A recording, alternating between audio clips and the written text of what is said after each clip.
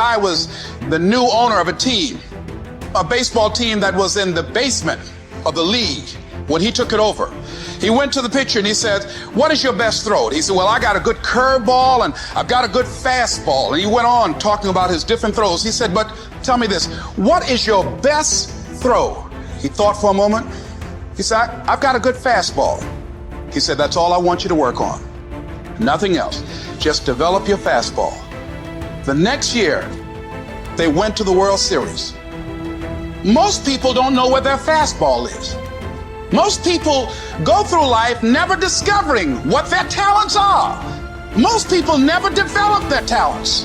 They have skills and abilities, but if you don't nurture them, if you don't develop them, they will never serve you. Your gifts can take you many places if you develop your gifts. And you'll be surprised at the things that you're able to do. When you learn how to block things out, when you learn how to keep thine eyes single, learning how to concentrate, learning how to focus in, deciding that you're going to focus to develop your skills, you'll be surprised at the ideas that will come to you, of the people that you'll be able to attract, of the opportunities that you'll be able to see. You'll begin to see things that have been standing there looking you in the face saying, I can't believe this has been here all this time. Compare yourself to who you were yesterday, not to who someone else is today. Because you need to have a hierarchy of improvement. You need to be aiming for something. And that means you're going to be lesser than people who've already attained along that dimension. So the question is, who should you defeat in the final analysis? And the answer is, you should defeat your former self. You should be constantly trying to do that. And you're the right control for yourself too, because you're the one who's had all your advantages and disadvantages. How bad do you really want it? You gotta hear me. People talk about Oprah Winfrey, Ted Turner, Warren Buffett. Listen to me. I don't care how much money you make. You only get 24 hours in a day. And the difference between Oprah and the person that's broke is Oprah uses her 24 hours wisely. Your brain will trick you. You are your own worst enemy. Because life doesn't give you what you want. It gives you what you deserve. And if you haven't worked for it, if you haven't sacrificed for it, if you haven't given your all, then you don't deserve it, and you won't get it. Here's the problem I find most people have. They judge themselves through the lens of a moment. They fail at something. They miss. They embarrass themselves. They flub something. And they think that defines who they are. But I'm telling you right now, you're not defined by who you are. You're defined by who you want to become and the price you're willing to pay to get there.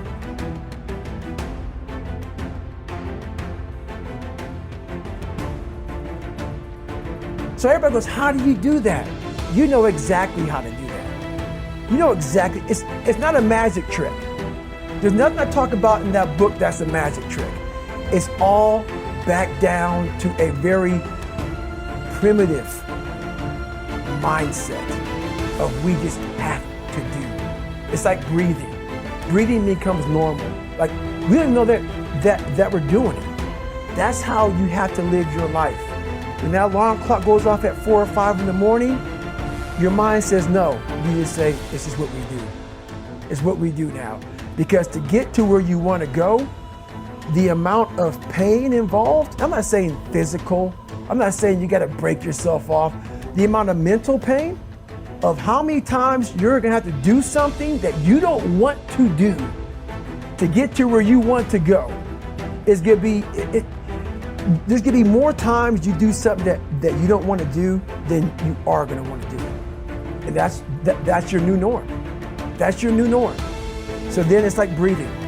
And then once you do this over and over and over again, it becomes like breathing.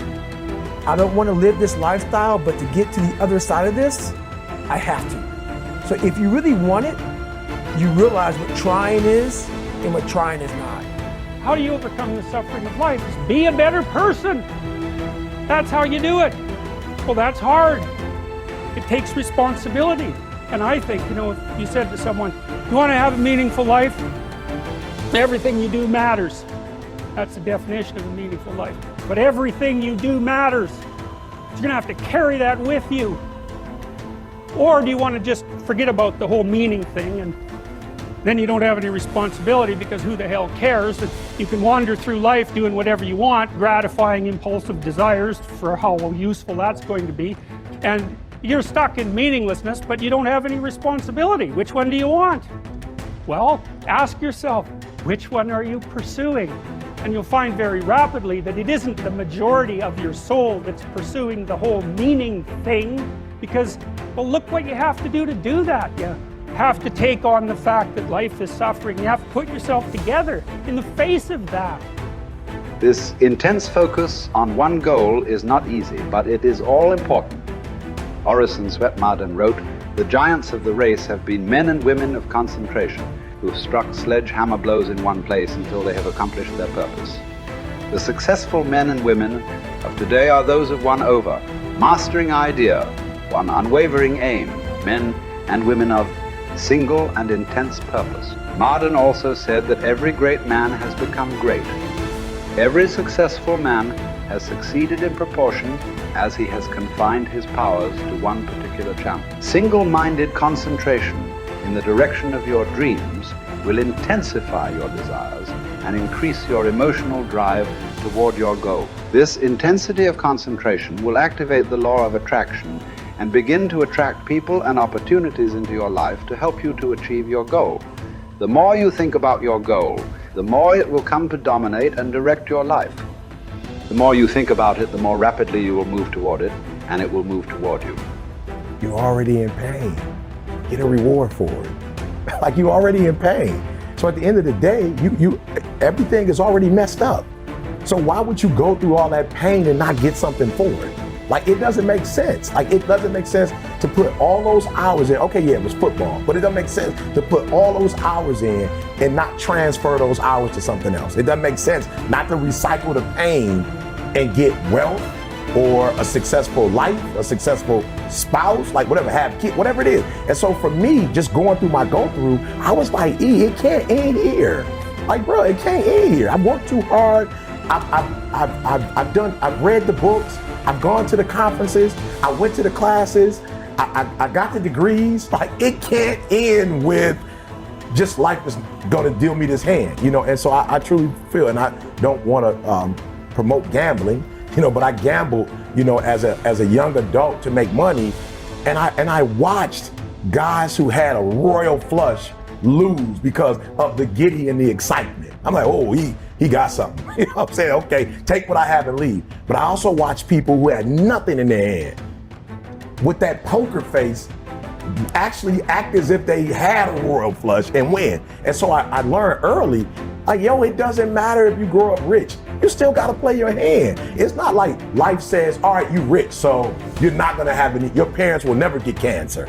You know, nobody in your family will ever have multiple sclerosis. Like, you'll never get COVID. You're rich. It doesn't work like that. Like, you still have to do life regardless of how you come into life. And I think some people feel, well, if you come into life and everything is great, then that's the way you live life. But no, it doesn't matter. If you come in great, if you come in poorly, it does not matter. You have to do life. And if you're smart, you do life on your terms and you don't let life make you do it on its terms. Great men and women are those who absolutely believe that they are put on this earth to do something wonderful with their lives. They have a vision of something greater or better than their current circumstances. Personal greatness means having a sense of destiny and a conviction that your thoughts and your imagination are the only real limits to your possibilities. William James said, compared to what we ought to be, we are only half awake. We are making use of only a small part of our physical and mental resources. Stating the thing broadly, the human individual thus lives far within his limits. He possesses powers of various sorts which he habitually fails to use. The founder of Success magazine, Orison Swett Marden, once said, there are powers inside of you, which, if you could discover and use, would make of you everything you ever dreamed or imagined you could become.